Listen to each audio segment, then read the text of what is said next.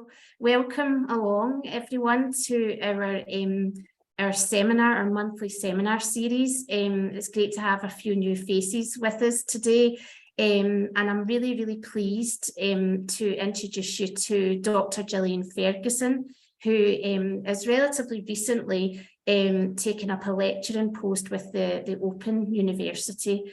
And prior to that, Gillian is a registered social worker and is very committed to workplace learning. Prior to that, Gillian's had a range of different roles and has been very much involved in supporting the profession, and she worked for the SSSC for some time as well. So really looking forward to hearing this session today. How we work normally is Gillian will probably speak to us for about, say, 35-40 minutes, and then we'll have 15-20 minutes left at the end for chat and discussion. If you have any questions as Gillian's talking, if you want to pop them in the chat, we can deal with them at the end when Gillian's finished her presentation. So I'll pass over to you now, Gillian, and you can take it away. That's fine. Thanks very much, Gillian. So I'm hoping that all the technology won't crash on me, and thanks so much for inviting me to come in. So it's nice to hear the doorbell, actually, because I'm sure we've all dealt with a lot worse than a wee doorbell in a Zoom session. So usually there is a nice bit of music comes on my slide, but I'm going to test and see if you get a little bit of music, but you may not. Can anybody hear any music? So we'll just move on. That's fine. So usually I have a nice introduction from David Bowie, but it's really topical. I think, you know, there's been a new film out around David Bowie and such, but actually the title of my research just really came from a striking metaphor that a social worker used to describe their experience of learning in the workplace, a whole human embodied experience of kind of being in an alien landscape and trying to really work out what to do. So I ended up with that title for my research, and I'll tell you a wee bit more about that as we go. If I had had a choice, I would have selected a Hawkwind related title. I'm a massive Hawkwind fan. If anybody knows that, then you must be as old as me. So actually, the David Bowie thing is not really about me at all. It's really about, you know, this way of describing something that is this huge experience for social workers. So I'm going to scratch the surface of this research in the time. If there's anything anyone wants to kind of pick up from this, please, of course, get in touch with me after the session, and we've got a wee bit of time for sort of chat as well. But I think that the study and the research findings sit right at the intersection of a lot of things that we know about how you learn in social work. You know, we know lots about individual learning styles, adult learning theory. We know lots about reflective learning. We actually have tried to integrate lots about organisational learning and the development of learning cultures into what we do in social work settings.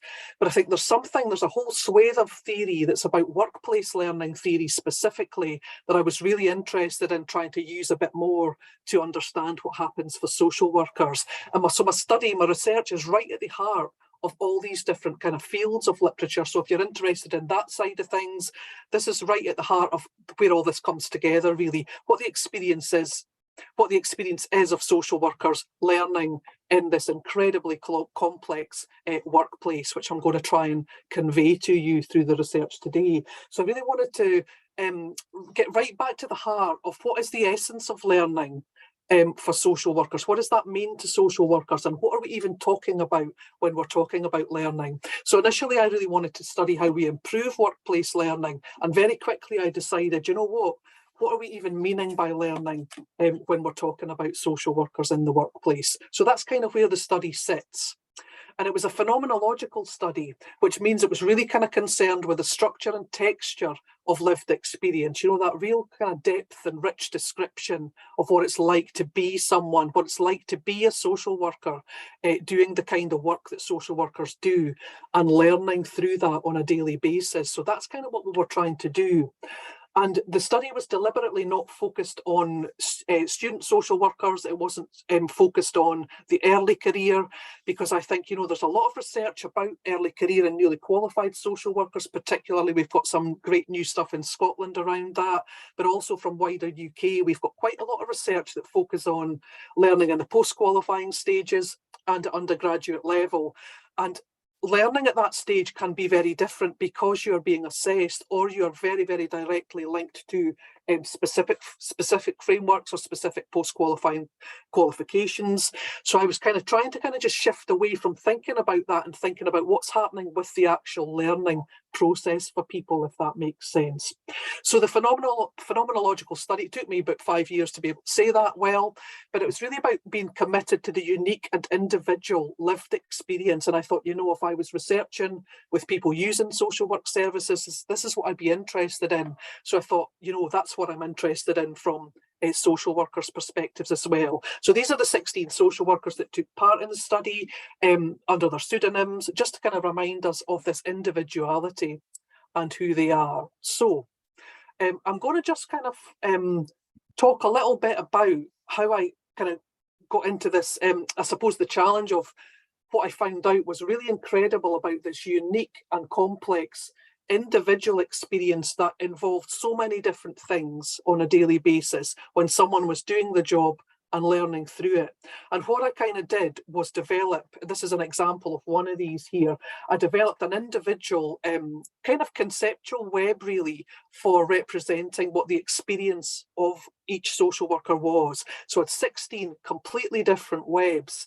And I definitely don't have time to talk through all of those today, but I wanted to just give you an idea of the kinds of things that would be part of that learning experience for social workers. So they'd all worked in lots of different settings. They happened to be coming from one site at the time of the study, but I did a profile of where they'd worked before, and social workers drew on examples from adult, children, justice, international settings, as well as kind of third sector and statutory settings in different parts of the UK as well. So it was quite interesting that they drew from these examples from very, very diverse practice examples, if that makes sense.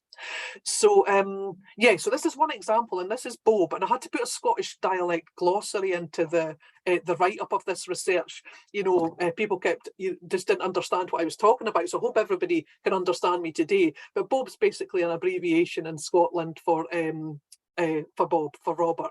And I think that I had asked the participants to select their own pseudonyms, and this guy kind of spelt it out to me, B-O-A-B, and that's what he wanted to be called. So I'm quite happy with that. And it's really from this individual social worker that the Ziggy Stardust metaphor came.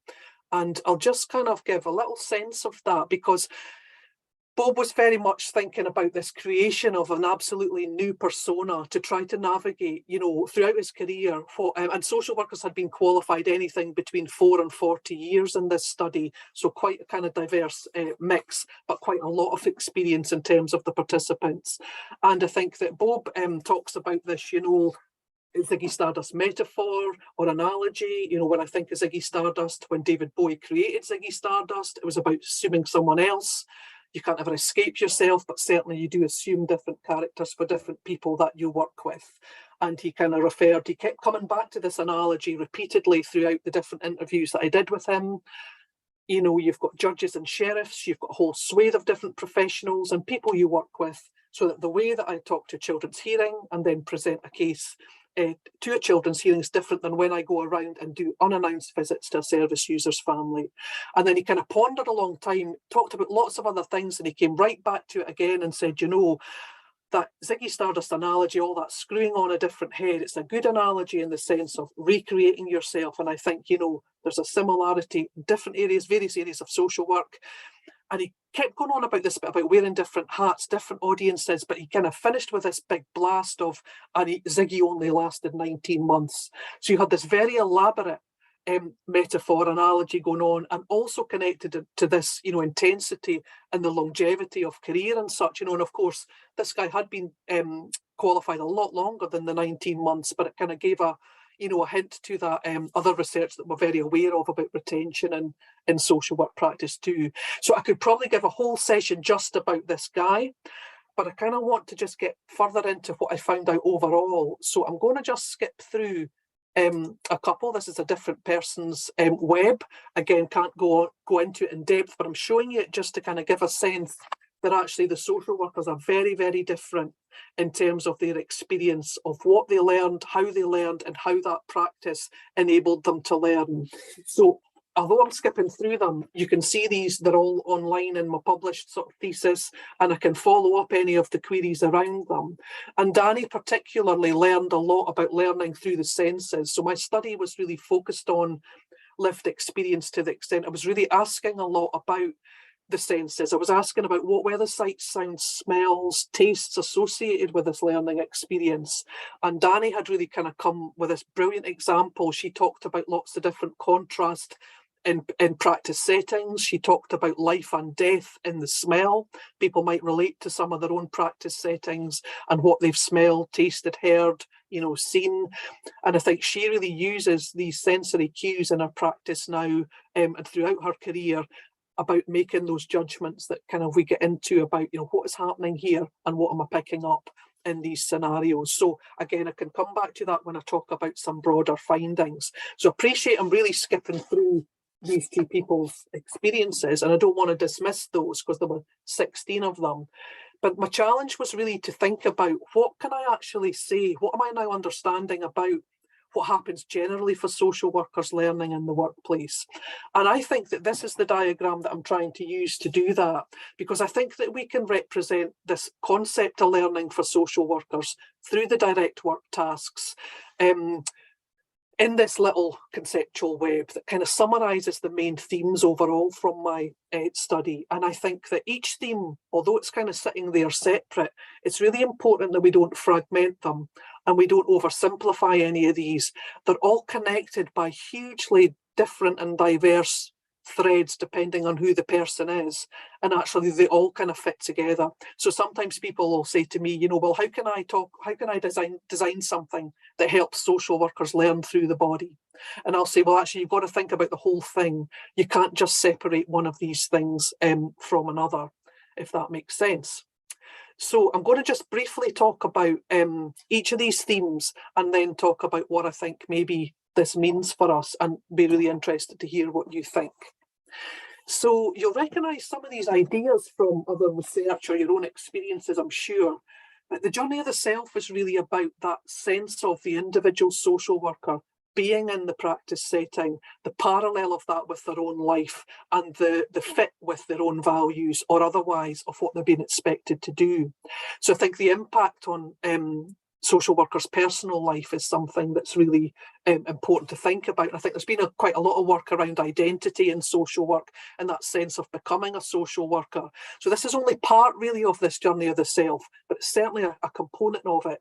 So the idea of becoming is where the Ziggy Stardust stuff came into, the creation of a new persona.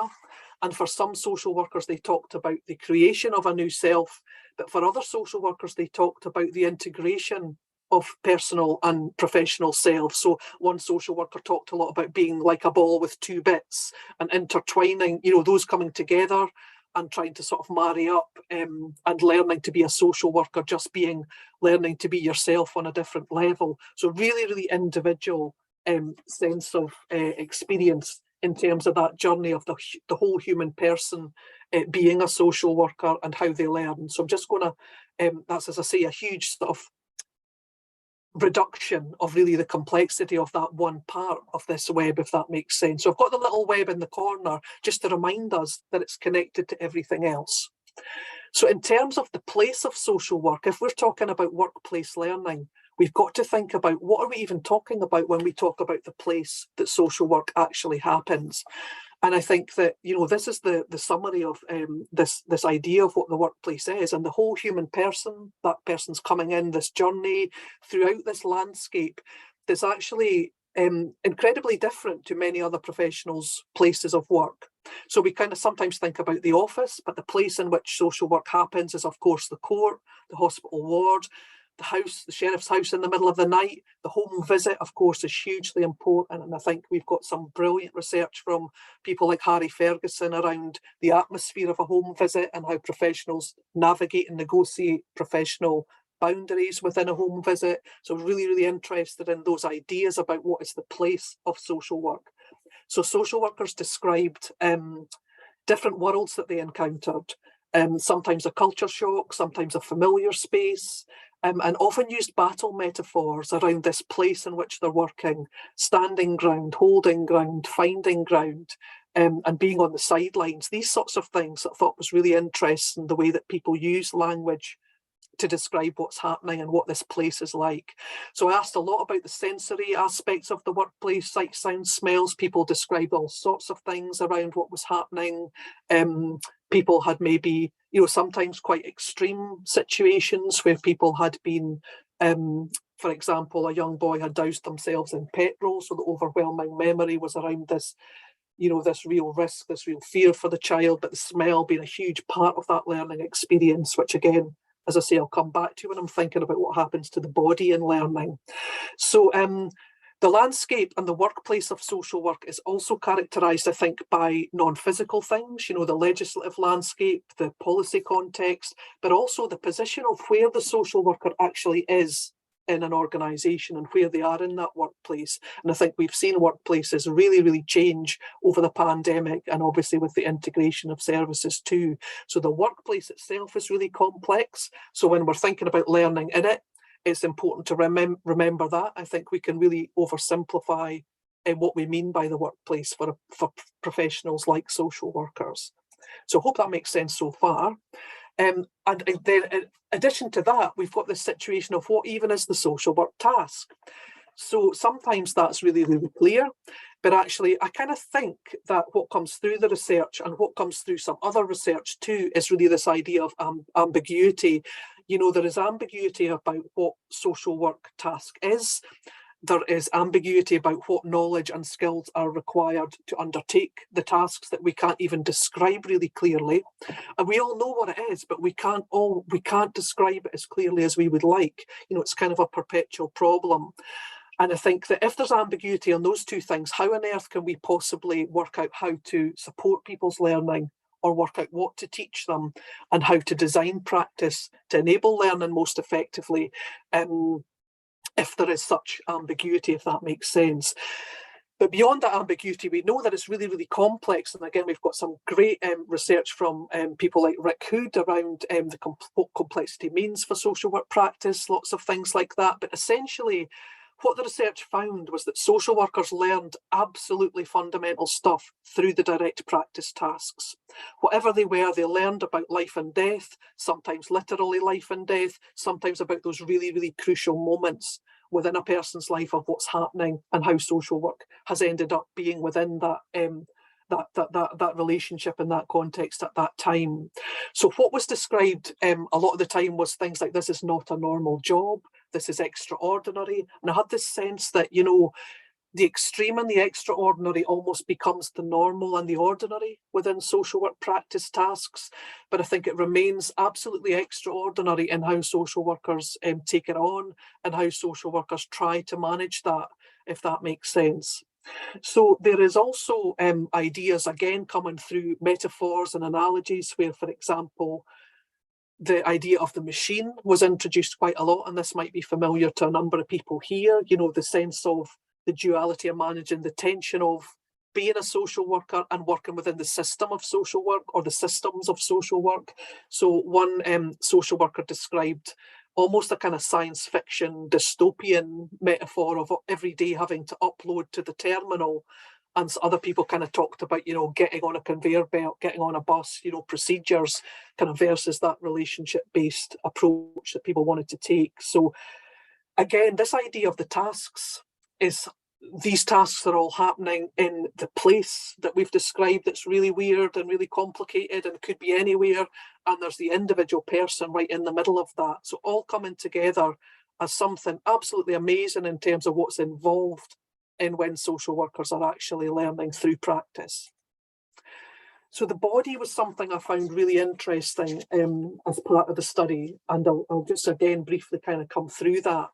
Social workers had this as a central element of their experience, that sensation, the emotional and the physical. And again, sometimes some of this won't be new to people. They'll be thinking a lot more nowadays around trauma-informed practice and how we kind of support what's happening in the body. So this research the study's been done a few years ago now, but I included emotions as part of the sensation of what's happening in the body. You could separate emotions and physical, but I think, they come together. And I think often, difficult emotions were described like shock, survival, fear of threat, featured in learning experiences that social workers had. There was some sense of enjoyable emotions, but actually I kind of wonder whether the more difficult experiences are more memorable and therefore they were selected as examples by participants, or whether, what way do different emotions actually trigger learning or otherwise. And again, we've got some lovely research again from Harry Ferguson about whether or not that the difficult emotions, for example, in home visit settings really kind of trigger learning, or they actually constrain social workers from being able to reflect. There's some really lovely stuff coming out around those things. But I think social work is very often associated with emotional work. It's not necessarily framed as emotional labour, if that makes sense. But I think rarely do we talk about social work as physical labour. But I think actually there are two elements here that are actually really important to remember. So yeah, I'd mentioned about learning through the senses and the example of, Danny looking at about those cues that she was able to pick up on. So yeah, learning through the body, a huge part of things that maybe we don't give enough attention to when we're thinking about learning of what happens on a daily basis. So learning through others is another theme which probably is not a surprise to be part of this web for everyone, but I'm just going to pick up on a couple of points in this that I think are really important from what social workers said. Obviously, invariably, people are learning directly from those that are using the social work services or being, in touch with social work. And I think that is crucially important across the whole of the career, because it is the way that people learn about what is happening for someone, what is their life like, and how can they really learn about the individual experience of that. So I'm a huge, absolutely not wanting to undermine a message around that. But the things that were also really, really important were about the other social workers were absolutely critical to social workers learning in the workplace. And I think other professionals were far less so. Although when other professionals were connected to these social workers learning, it was usually about reinforcing a sense of felt responsibility in the social worker. So within multidisciplinary settings, team around the child meetings, these sort of things, social workers described, yes, everyone was together, but I felt ultimately responsible for the risk and responsible for the child, these sorts of things. So other social workers were really, really important, and people described sometimes quite maverick social workers, people who didn't maybe always play by the rules, they maybe resisted the machine, these sorts of things. People like that were quite influential. And at the time I started my study, I was working in local authority. When I finished writing up, I was working in the regulator. So I was thinking about, okay, what is the position of, how many social workers feel able to resist the machine? How many social workers really feel, are there many maverick social workers around now? I was wondering, as I was kind of writing up. I'm not going to say anything about that, but I did kind of include various things within, there were some tensions in what I was writing up from where I was kind of working. But, it's framed in a really way about how we can really learn from what's happening in practice. So maverick social workers were interesting and important, hugely significant, but we really began to question the places and spaces that social workers are. Organisations have changed. Social workers are not necessarily sitting with other social workers anymore, and there's been a huge drive for interprofessional training courses in child protection, adult protection. People are coming together. And actually often in those spaces, and this has been echoed in the recent 5-year study that's been done around NQSWs in Scotland, that actually, there has to be space for a single professional training too, because often social workers are defending social work all the time in those other multi-professional settings where they need to kind of be able to kind of be safe and talk about what's happening for them. So yeah, so overwhelmingly, other social workers are hugely important, if that makes sense. Something to think about. Where are the social workers in your setting at the moment? So I'm not going to spend much time on this theme today at all, because this is really just about reinforcing that someone's individual learning style, their own preferences, their motivation is always going to be part of their own individual web. But I'm not going to kind of talk more about that today, because I want to talk about learning by chance a bit more. this was my other kind of most interesting finding, I thought, for myself, was that some of social workers' most significant learning experiences had been absolutely down to chance. Where they'd ended up working, the kind of cases that they'd been allocated, sometimes completely random factors, like, for example, Sylvia talked about the fact if she had not been a smoker, she would not have learned all sorts of different things in a particular smoking shelter. So really, really random, but very, very explicit learning points from, you know, wasn't just, oh, I learned in general here. It was, I learned this, this, and this about, you know, how to manage, you know, really, really fascinating. So some random factors, some things like, you know, where qualifying placements had led people to end up working, but also just the way in which tasks were allocated in teams. And that is really related to what happens in a lot of workplaces in terms of broader workplace learning theory. You know, the way that we scaffold tasks or allocate tasks can really either enable learning or not. And actually what we have in social work is such a diversity of types of organisation, total diversity in types of teams, and the nature and style of how we might allocate cases. So even social workers described that, you know, even if they'd had a similar case before, it didn't necessarily enable them to be able to do exactly the same again, because the nuances are obviously all so different, and one little thing can really shift the complexity, if that makes sense. But I found it astounding that actually the findings were that some of this most significant learning is absolutely by chance. So it's something to think about in relation to what you've learned yourselves. If you're a social worker, you know, where did you learn that? And was that actually something that was designed for, or was it completely by chance? So I've mentioned these metaphors a bit before. Won't say too much more about them, but I think if we tune into what social workers, the way that we describe our practice, the way that we describe learning, it really enables us to kind of just get that meaning from what's happening.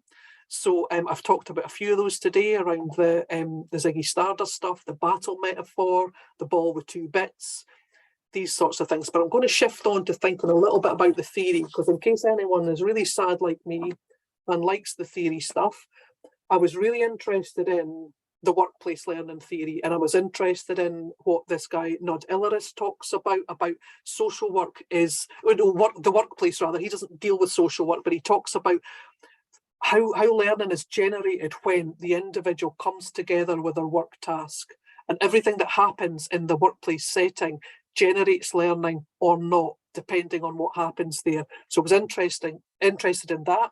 And I was also interested in these things called the life world existentials. And that's really kind of the sad existential philosophy stuff that I really like. Some people might like it, I hope they do. And that's really how the world is experienced by us as human beings in relation to how we experience it through the body, how we experience it in relation to other people, how we experience it in relation to time or other things. So that's the sort of simplification of that. And kind of what I found was, and don't worry about this complex, weird looking diagram, I think that I was able to position my findings at different points of Illeris's diagram and link in these life world existentials to really kind of convey just how complicated it is and just how much is happening when social workers are learning through the work that they're doing. So everything that's happening in the workplace task is right at the heart of this real big engine room of all these things coming together, how the human body's experiencing things, what other people are involved in, and how the work task interacts with you as that social worker to either generate learning or not, if that makes sense. So again, if people are really like the theory stuff, please do get in touch. I'm quite happy to talk more about that elsewhere. It's probably a bit heavy for lunchtime. So coming back to this is the simplification. I've showed this diagram before, and this is the easy version. It's to remind us of about all these things. These things are all involved in how social workers learn in the workplace. And I think that there are several implications for us. And it'd be interesting to see if you kind of share these. I think it's really important to acknowledge the intensity of these emotional and physical aspects of learning. I think social workers are vital to one another's learning.